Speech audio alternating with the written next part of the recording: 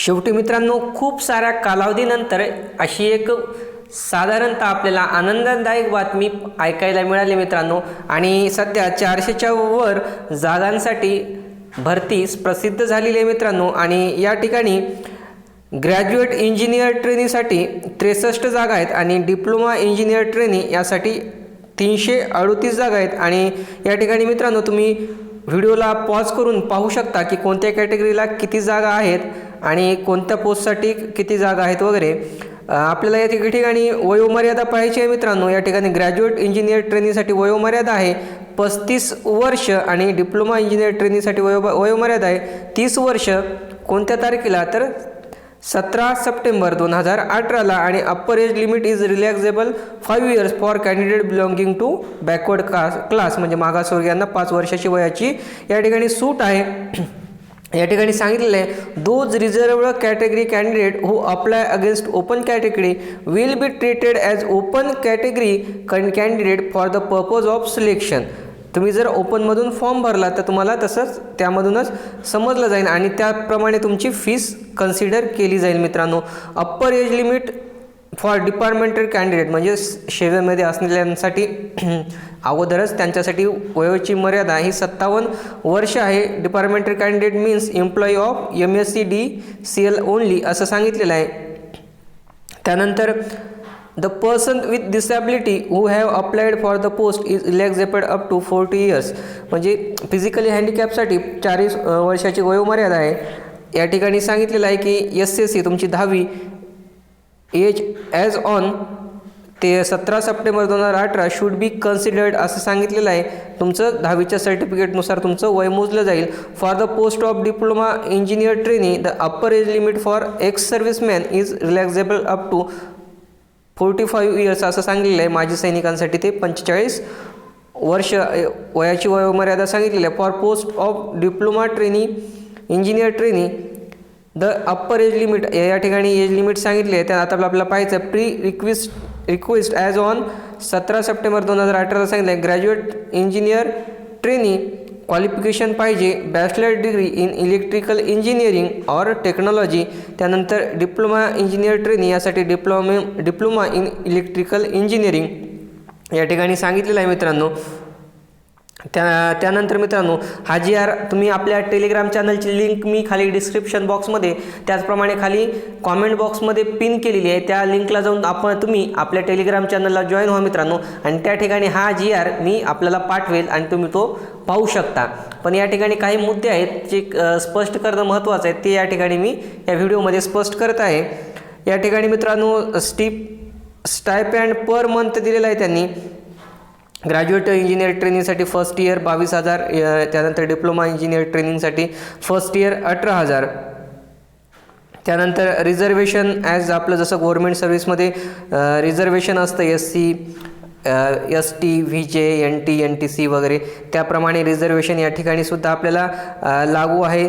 तसं तुम्हाला OBCमध्ये असताल तसं तुम्हाला क्रिमिनल वगैरे त्या गोष्टी तुम्हाला सादर करावे लागतील, कास्ट सर्टिफिकेट त्यानंतर कास्ट व्हॅलिडिटी वगैरे जसं गव्हर्मेंट सर्व्हिसमध्ये असतं जनरली। त्या ठिकाणी आपल्यासाठी या गोष्टी मित्रांनो या ठिकाणी महत्त्वाच्या नाहीत। आपण पाहिलं वयोमर्यादा आणि ग्रॅज्युएट आपली एज्युकेशन क्वालिफिकेशन काय पाहिजे ते पाहायचं होतं, ते आपण पाहिलं, ते खूप महत्त्वाचं आहे। त्या ठिकाणी आपल्याला फक्त या ठिकाणी महत्त्वाच्या गोष्टी पाहून घ्यायच्या आहेत मित्रांनो।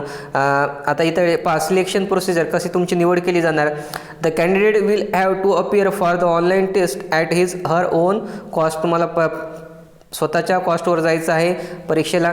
त्यानंतर list of applicant called for the online test will be made available on the website of the company only. Similarly, the list of finally selected candidate will also be displayed on the website. म्हणजे वेबसाईटवर सर्व कॅन्डिडेटची परीक्षेसाठीची त्याचप्रमाणे अंतिम निवड आहे ही वेबसाईटवर publish केली जाईल। Recruitment is MSc/DCL is done strictly as per मेरिटनुसार तुमची निवड केली जाईल। Canvassing in any form will disqualify candidate असं सांगितलेलं आहे। चुका काही करू नका। If any false incorrect information punished तुम्हाला केलं जाईल, चुकीची माहिती त्यामुळे भरू नका मित्रांनो। डिसिजन ऑफ कंपनी ते त्यांचं फायनल असेल। The selection list will be drawn by giving 90% weightage to the performance in the written online exam, म्हणजे 90% तुमच्या रिटन टेस्टच्या असतील आणि 10% वेटेज हे ॲकॅडमिक परफॉर्मन्सचे असतील. तुमचे ॲकॅडमिक परफॉर्मन्स म्हणजे तुमचे जे काही 10वी 12वी वगैरे जे आहे तुमचं इंजिनिअरिंगचे टक्केवारी, त्यांवर त्या गोष्टी अवलंबून असतील. Following will be test structure and weightage considered in the academic performance. आता पहा, ॲकॅडमिक परफॉर्मन्स जी 10% आहे ती कशा प्रकारे केली जातील. टेस्ट ऑफ प्रोफेशनल नॉलेज, पहिल्यांदा टेस्ट पहा, लेखी परीक्षेचं स्वरूप कसं असतं. तर त्या ठिकाणी टेस्ट ऑफ प्रोफेशनल नॉलेज तुमचं ज्या परीक्षा ज्या पोस्टसाठी देत असाल त्याचं नॉलेज चेक करण्यासाठी त्या अभ्यासक्रमावर आधारित 50 प्रश्न आणि मार्क्स 110 अशी या गुणांची विभागणी असेल. त्यानंतर test of general knowledge, that is test of reasoning, quantitative aptitude आणि मराठी टेस्ट यासाठी आपल्याला दाखवलेलं आहे. रिझनिंगसाठी 40 प्रश्न, मार्क्स आहेत 20. त्यानंतर ॲप्टिट्यूड टेस्ट 20 प्रश्न, मार्क्स 10 आणि मराठी लँग्वेजसाठी प्रश्न आहेत 20 आणि मार्क्स 10 आणि टाईम आहे तो आपल्याला 2 तासाचा म्हणजे 120 मिनिटांचा आहे. तर ॲकॅडमिक परफॉर्मन्स कसं दिलेलं आहे पहा मित्रांनो. Percentage of marks marks awarded in the examination of minimum qualification. Minimum qualification कसं असेल, वेटेज आउट ऑफ 10%. जर तुम्हाला 50%पेक्षा तुमच्या ज्या ॲकॅडमिकमध्ये तुमच्या इंजिनिअरिंग डिग्री किंवा डिप्लोम्यामध्ये 50%पेक्षा खाली असताल तर 0% पकडले जाईल. तर 50 ते 70ला तुम्हाला 2, 70 ते 90 4%, 95 असेल तर तुम्हाला 6 गुण मिळतील, म्हणजे त्या ह्याच्यामध्ये 10% 10पैकी. त्यानंतर पोस्ट ग्रॅज्युएशनसाठी 2, डिप्लोमा या ठिकाणी आणि पोस्ट ग्रॅज्युएशन डिग्री डिप्लोमा और MBA त्यासाठी 2 गुण आहेत.